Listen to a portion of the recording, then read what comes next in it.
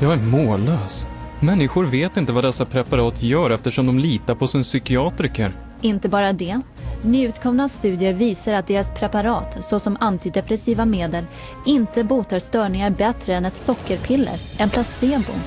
För att sammanfatta det hela, DSM innehåller beteckningen psykiatrikern stämplar den med och rättfärdigar kraftiga preparat med många biverkningar som inte ens fungerar. Det är helt fel. Ja, det är det. Men ändå håller de fast vid idén att de kan rätta till oönskat beteende med kemikalier.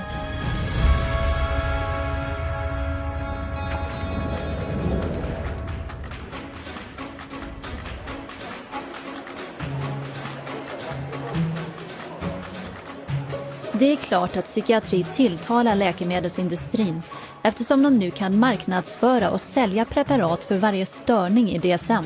De där kampanjerna finns överallt. Men lägg märke till att de även marknadsför störningen. Läkemedelsföretag gör reklam för DSM-störningar i tidningar, i tv och på internet och säger åt en att tala med sin läkare. Experter, de betalat, talar i pratshower om de senaste epidemierna av psykiska störningar. De smusslar in artiklar om dem och anställer psykiatriker som utför studier och skriver avhandlingar så att störningarna verkar vara vetenskapliga. För om folk tror att de har störningen kommer de att be om preparatet. Precis. The pharmaceutical industry markets disorders.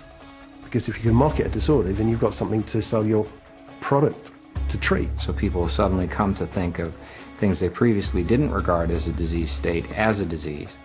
Go to the doctor, see the psychiatrist. The psychiatrist then prescribes the drug that the drug companies have received FDA approval for. And everyone is happy except for the patient. They're all working together, the psychiatrists, the pharmaceuticals, and one feeds the other. So again, job security for the pharmaceuticals and also job security for the psychiatrists. Det är inte bara läkemedelsföretagen som för fram sjukdomarna. Psykiatrikern Joseph Bierman skapade och populariserade störningen bipolär sjukdom hos barn. Han sa faktiskt att det kan sätta igång så fort barnet slår upp ögonen. Bipolär sjukdom? Menar du humörsvängningar hos barn? Olyckligtvis ja. På bara 9 år lyckades Dr. Bierman orsaka att 40 gånger så många barn fick diagnosen bipolär sjukdom, vilket oftast innebar kraftiga antipsykotiska medel som är avsedda för de mest sinnessjuka. Det visste jag inte. Psykiatrikern som redigerade DSM-4 erkände rollen DSM spelade i att popularisera bipolär sjukdom hos barn. Well, we learned some very, very painful lessons in doing DSM-4, but inadvertently, I think we helped to trigger 3 false epidemics. One for the childhood diagnosis of bipolar disorder. Nu är det väl för sent? För många barn är det. Och då psykiatriker påstår att störningar som bipolär sjukdom är obotliga, har psykiatriker och läkemedelsföretagen kunder livet ut. Det är alltså ett naturligt samarbete? Absolut. Läkemedelsföretagen ger massvis med forskningspengar till psykiatriker som sedan hittar på ännu fler diagnoser som kan behandlas med psykofarmaka. Drug companies have become increasingly dependent on mental illness diagnoses in order to maintain their profit margins. And psychiatrists and increasingly clinical psychologists are more than happy to manufacture mental illness in order to make that happen. Hence, the increase in size of the Diagnostic and Statistical Manual of Mental Disorders. The strategy is how many people we can diagnose with a particular label that would be broad enough to include a ton of people in it. And the mentality behind that is the sale of the pharmaceutical drug, which eventually becomes the treatment. These drug companies are making a lot of money, and they're spilling that money and sending that money to people that will help support their cause.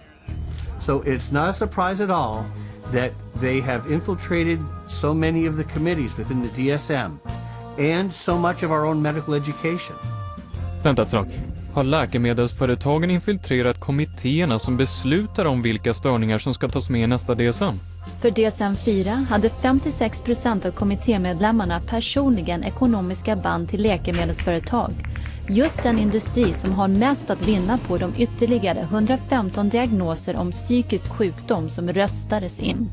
Så naturligtvis blir det fler diagnoser som behandlas med preparat. Och allt fler symptom för var och en. The whole world is being made crazy, really. We have these proliferation of categories which have become more and more encompassing, encroaching in ordinary everyday life. There isn't a human being on the planet who doesn't have at some point, if not several points, in a day or a week, distress. It's part of being human. But to say that because you have this distress, that you now are diseased. If you take a god man in India who wanders around with a shawl and meditates for 17 hours a day, drinks rainwater and engages in some kind of spiritual or religious discipline or practice where he might roll on the ground for 100 miles to a holy place, people there don't persecute those individuals. They accept them as people engaged in religious practices. But here, if you took those same individuals in India and you had them walk across a campus in America, they would immediately be arrested and put into a psychiatric facility because they're manifesting psychosis. This varies by culture. What do we want to straitjacket everybody? Is everyone going to be the same? What about people that do have a little bit odd behavior? Is a little odd behavior bad or dangerous? It's just different. You want this thing to cover, all manner of aberrant human behavior. So if you can cover every bit of it, then you're going to have the best chance possible to a billable unit of service. Och för resten, om man inte passar in i någon kategori, finns det ännu en man åker dit på. Naturligtvis. This is number 301.9. 312.9. 292.9. Bipolar disorder, not otherwise specified. Gender identity disorder, not otherwise specified. Disorder of infancy, childhood, or adolescence, not otherwise specified. Not otherwise specified. What the hell does that say?